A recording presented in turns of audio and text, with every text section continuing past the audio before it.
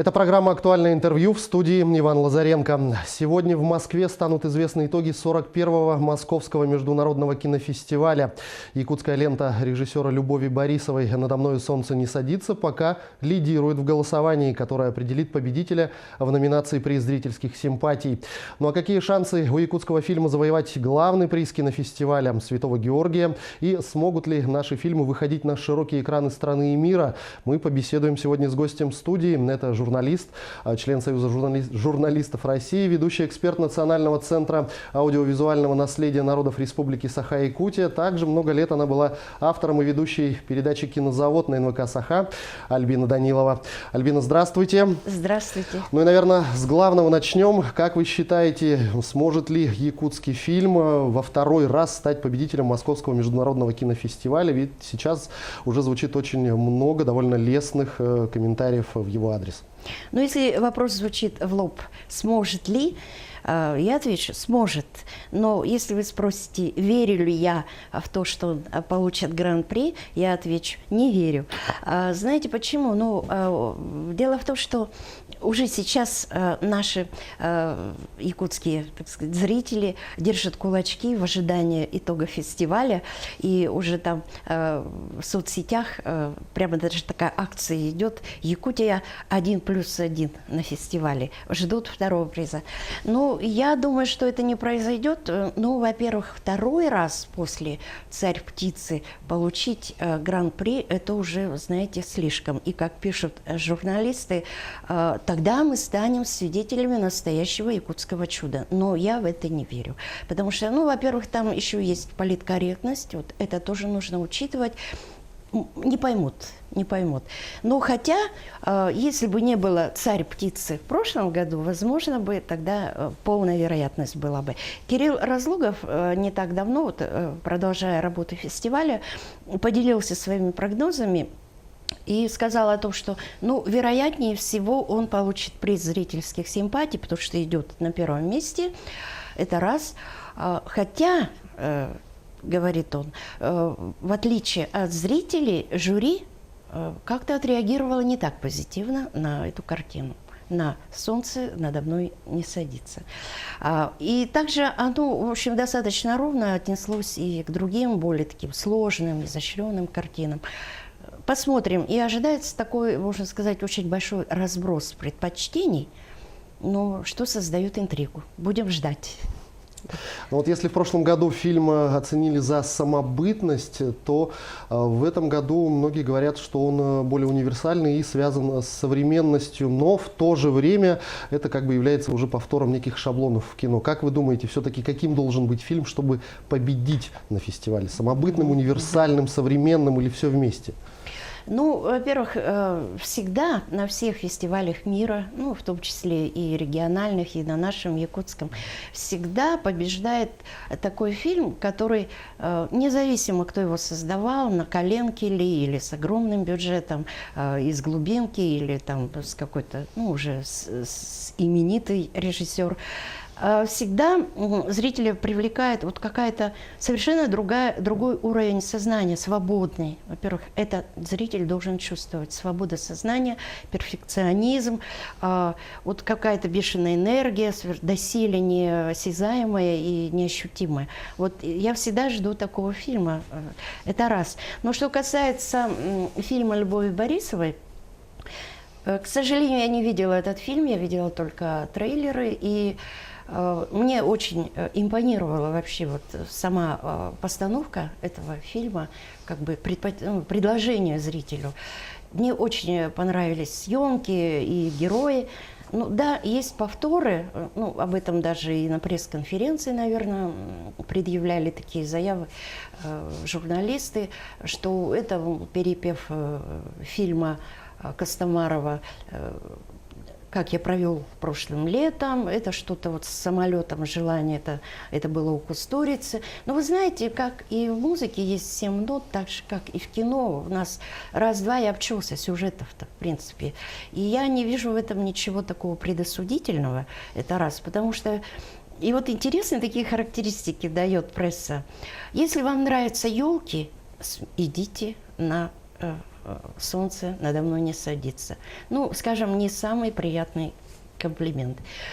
Если вы хотите хорошего настроения и увидеть прекрасные декорации моря Лаптевых, свежий ветер ощутить, идите на фильм Любови Борисовой. Да, приятно. И вообще, где-то почитала, фильм рассказывает о создании развлекательного видеоблога старику, который собирается умирать. Ну, вот какие-то вот странные вот такие посылы для зрителя, ну, что, в принципе, это тоже интересно. И я думаю, просто я на фоне вот всех фильмов, которые будут показаны в программе конкурсной, этот фильм явно выбивается вот какой-то вот такой позитивной энергией, то, почему очень сильно соскучился наш зритель. И, возможно, он возьмет вот приз. Может быть, за лучший дебют, за приз зрительских симпатий, а может быть, какие-то вот актерские номинации. Я уверена. В средствах массовой информации я уже встречал комментарии о том, что люди, выходя с показа этого фильма, плакали. И на фоне этого, значит, эмоции все-таки вызывают сильные. Хочется спросить у вас, как вы считаете, выйдет ли этот фильм в широкий прокат в нашей стране? И вообще, что нужно нашим якутским фильмам, чтобы попасть на большие экраны? Ну, один тот факт, что он вызвал слезы, это уже огромный плюс. Во-первых, достучаться до сердца зрителя сейчас очень сложно. Ну, конечно, надо учитывать какую-то определенную аудиторию, которая сидела в этом зале. Они же киношники, истые, как говорится, они соскучились по каким-то бурным таким эмоциям. Это раз. И это уже своего рода мониторинг случился. Фильм прошел, как говорится, на 5. Я думаю, что он может пойти по, как сказать, городам и весям. Вот в последнее время якутские фильмы занимают различные призовые места, призы зрительских симпатий на различных кинофестивалях, как российских, так и мировых. На ваш взгляд, все-таки режиссерам нужно творить только фестивальное кино или одновременно работать над и фестивальными фильмами, и фильмами для широкого проката, коммерческим, скажем так, кино? Да, я думаю, что надо продолжать фестивальное движение, и в то же время продолжать работать над прокатными картинами, над хитами, над кассой, потому что это кино. Что и происходит сейчас с якутским кино. Вы посмотрите, группа киношников успешно ходит по красным дорожкам, а есть группа достаточно профессиональных художников, режиссеров, которые скромненько делают кино для внутреннего потребителя. Это вот «Агент Мамба», например. «Агент Мамба», комедия о любви, вот та же Берберикян. В принципе, сложно, конечно, говорить о том, поймут ли их там в других регионах России, за рубежом, но они нащупывают, и они прекрасно сознают и понимают свои возможности, свои способности. Какое-то такое деление происходит. И правильно они делают, потому что еще лет 10 назад, может быть, там 7-6, когда Сергей Потапов, видимо, устал снимать кино и полностью погрузился в театр, он написал в сетях о том, что, ребята, надо ездить по фестивалям. Он как вот гуру дал такое благословение, что, в принципе, тогда только Лукачевский ездил по фестивалям. Но, в принципе, вот благодаря Сардане Савиной вот это движение, промоутера, движение и началось.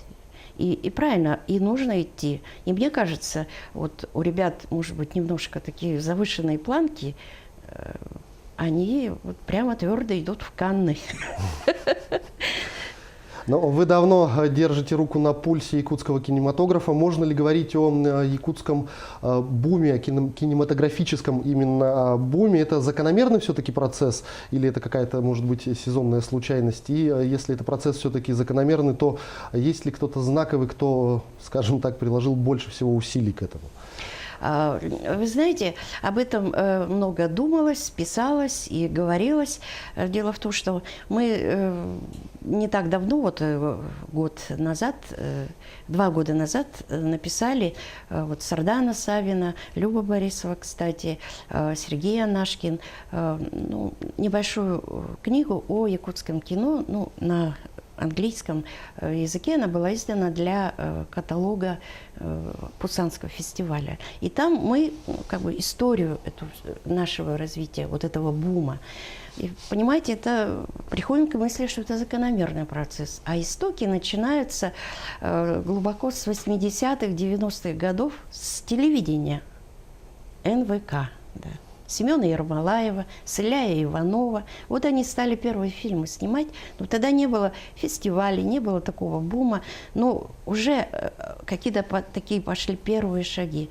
Потом Андрей Савич Борисов, пусть там ругают Чингисхан, но он сделал такой большой шаг.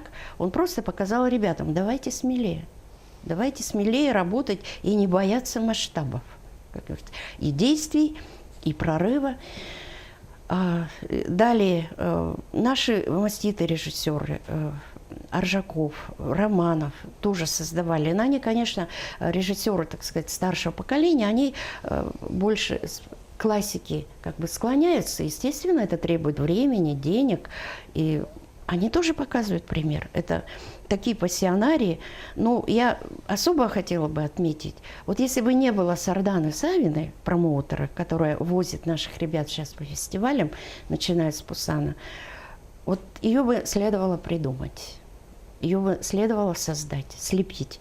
Потому что только благодаря ей, вот она как бы с небес слетела, у нас вот такие громкие, как говорится, события происходят в разных фестивалях. Ну и в завершении беседы, на ваш взгляд, по какому пути все-таки следует развиваться якутскому кино? Потому что власти региона стали уже обращать внимание на это развитие, возлагать очень большие надежды, в том числе и на то, что это будет монетизировано и принесет какой-то доход уже в казну республики. Вы знаете, 3 года назад я очень гневно отписалась статьей о ковровых дорожках без розовых очков, где я, в общем-то, сетовала на наше государство, которое не занимается независимыми режиссерами. Сейчас я не хочу взять свои слова обратно, но все-таки гнев свой я немножко притушу, потому что за 3 года произошли такие колоссальные изменения, невидимые зрителю, и происходит такое соединение государства с независимыми режиссерами. Но это совсем другая история. Я с вами согласен. Огромное спасибо за беседу. Я желаю вам успехов в работе. О якутском кино в общем и о Московском кинофестивале в частности мы разговаривали сегодня с гостем в студии. Это журналист, член Союза журналистов России, ведущий эксперт Национального центра аудиовизуального наследия народов Республики Саха-Якутия Альбина Данилова. Вы смотрели актуальное интервью. До встречи в эфире.